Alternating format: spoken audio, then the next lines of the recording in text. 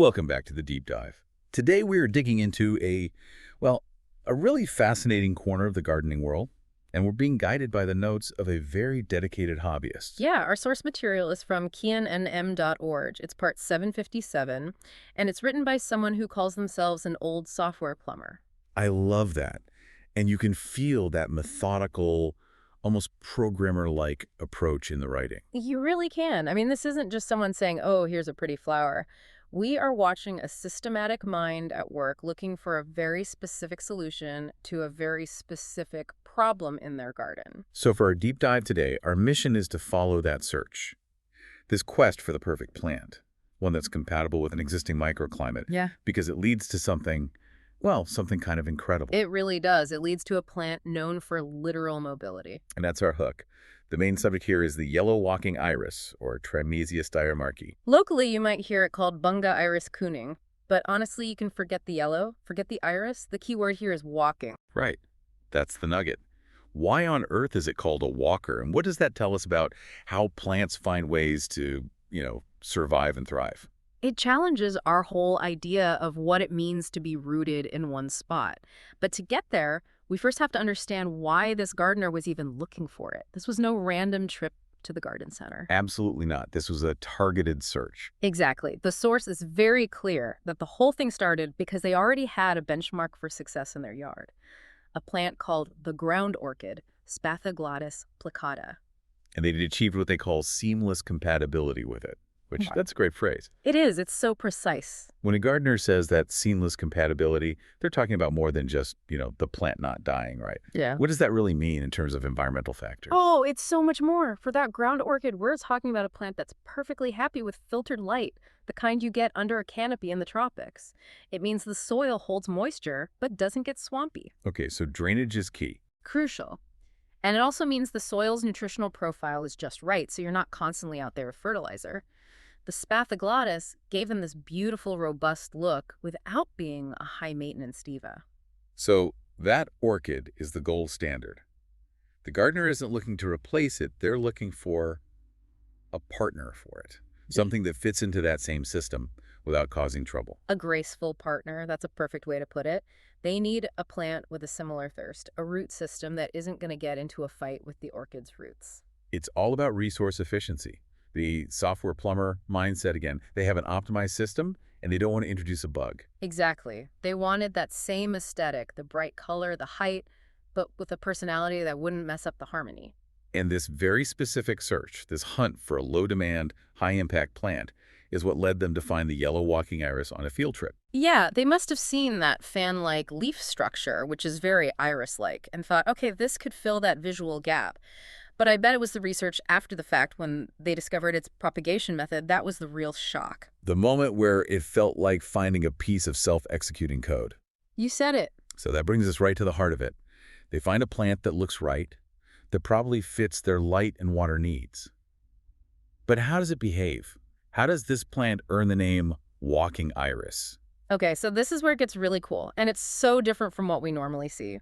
Most garden plants spread in one of two ways. You've got seeds, which is high risk, wide dispersal. Right, scattershot. Scattershot, yeah. Or you have low risk, slow dispersal through undergrain rhizomes. Like most irises, right. The root system just kind of creeps outwards under the soil and a new plant pops up right next to the parent. It gets denser over time. It's slow and steady. But the Trimezia, it came up with a third way, a kind of high guarantee above ground cloning system. It uses its old flower stalks and a little help from gravity. Okay, let's walk through this step by step for everyone listening, because this is the aha moment. It all starts after the flower itself is done. So the flower blooms, it's beautiful, and then it fades. But instead of the stalk just drying up and dying back, it starts to produce these tiny miniature versions of the parent plant right on the tip. We call them plantlets. Rightlets, exactly. And these aren't just little buds. They are fully formed clones. They have tiny leaves, and this is the critical part, they have little aerial roots already formed and ready to go. So you've got this fully equipped clone just sitting there at the end of a long stem. That stem has a totally new job now. It's not about flowers anymore. It's a transport system. Precisely. And as that little plantlet gets bigger, it gets heavier. The stalk, which is naturally arching away from the parent plant, starts to bend under the weight. And gravity does the rest. Gravity does the rest. The whole thing just gracefully arcs down towards the ground. It's not random, though. It's a very deliberate placement. That stalk finds the soil, and when it makes contact, those preformed roots on the plantlet just dig in. They anchor themselves immediately, and the new plant starts drawing resources directly from the soil, independent of its parent. And here's the most efficient part. The picker. Only after that new plantlet is secure, after it's rooted and stable, only then does the connecting stalk, the old flower stem, wither away. It's like a botanical umbilical cord. It doesn't get cut until the baby is breathing on its own. It's genius. It is. But I'm wondering, from an evolutionary standpoint, isn't that a trade-off? If you're using your flower stalk to make a clone, you're probably sacrificing seed production. That is a fantastic point. And yes, it is a trade-off. Seed production is all about genetic diversity and traveling long distances. But it's risky, you know? Most seeds just don't make it. So this walking method is the opposite strategy. Completely. It's all about territorial consolidation. It's about guaranteeing survival in the local area that you already know works. The parent plant is basically saying, hey, I know the living is good right here, so I'm just going to put a perfect copy of myself 2 feet over there. It's a low-risk, high-success rate play. I can just picture it slowly but surely expanding its territory, one graceful arc at a time, just claiming all the best real estate. The software plumber must have loved that. It's an incredibly efficient way to propagate. You're not wasting energy on thousands of seeds. You're investing it all in 1 or 2 guaranteed successes. The biology is just amazing, and you can see why the gardener was so excited. But, and there's always a but, the source material then pivots pretty hard.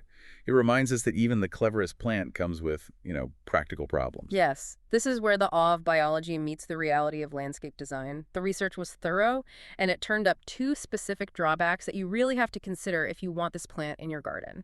Okay, let's get into those. The first one has to do with the flowers themselves.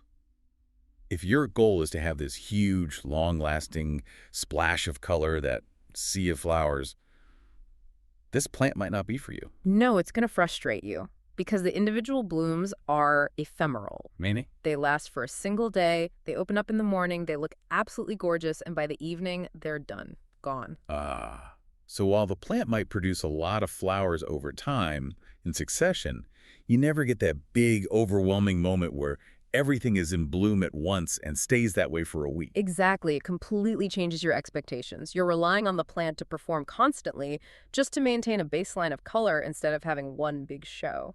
That makes sense. And that actually leads right into the second drawback, which is about the plant's structure. The foliage can get, and the blogger's word was unruly. Unruly is a good word for it. So why is that? Is it just growing too fast, or is it related to the walking? It's a bit of both. First, the leaves themselves are long and strap-like. If they don't get good, even light, they can start to flock over. But more importantly, every single flower stalk is also a future walker. It's a future plantlet that is going to demand its own 2-foot circle of space. Oh, I see. So the very thing that makes the plant so unique is also what makes it a landscaping headache. You can't just tell it to stay in its lane. You can't. A walking plant doesn't respect garden borders. So if you've got this in a nicely structured flower bed, you are signing up for constant management. You have to decide. Do I let it walk and just accept that my garden is always changing shape? Or do you prune off those plantlets to keep it contained?